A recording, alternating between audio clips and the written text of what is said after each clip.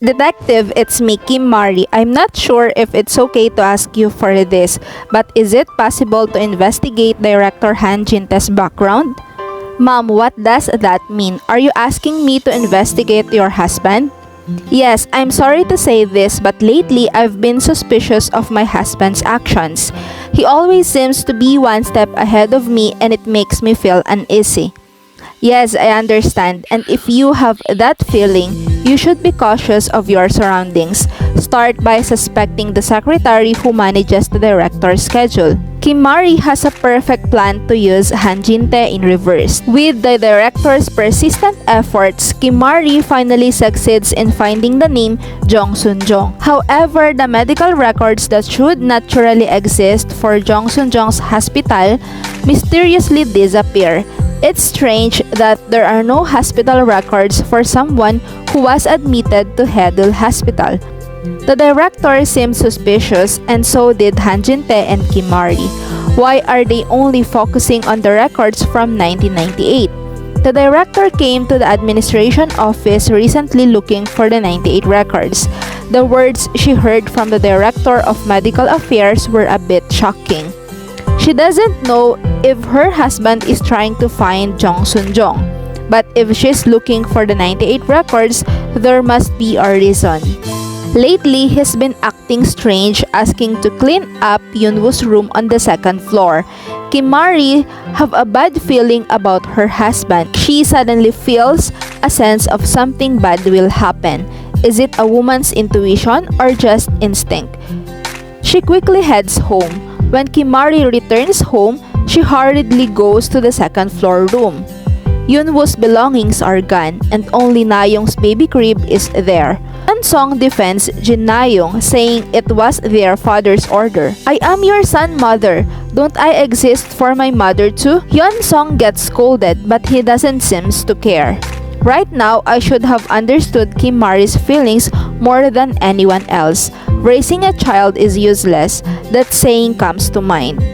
Seeing her son, who only thinks of himself and takes his wife's side without knowing his mother's heart, Kim Mari is the loneliest person in this house. Meanwhile, Han Jintae is deeply troubled.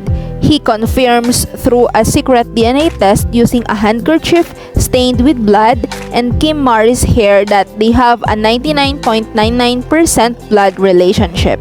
The DNA test confirms his suspicions, thanks to the DNA test that made him certain. He quickly arranges Yunwoo's room and Kim Mari and Chae-uri can no longer see each other. The closer they get, the more they will eventually recognize each other. Han Jintae becomes anxious. He acts faster because he thinks that it's not good to keep Chae-uri around Kim Mari like this. He urges him once again to take the position of the head of the other branch that he proposed a few days ago. The next morning, Kim Mari's phone rings. Hello, it's me. I confirmed that Director Han Jintae asked about Jong Sun-jong's at the restaurant, and there's something else that's too suspicious. The detective hesitates for a moment. Detective, are you okay? Please tell me. I'm fine. The director recently requested a DNA test.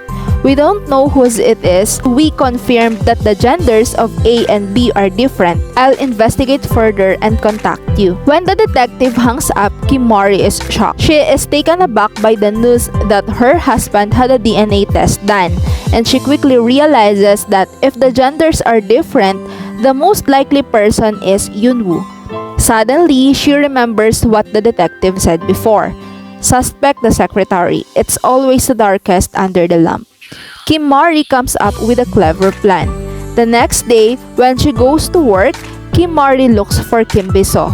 Kim Biso, please take this to the DNA testing center.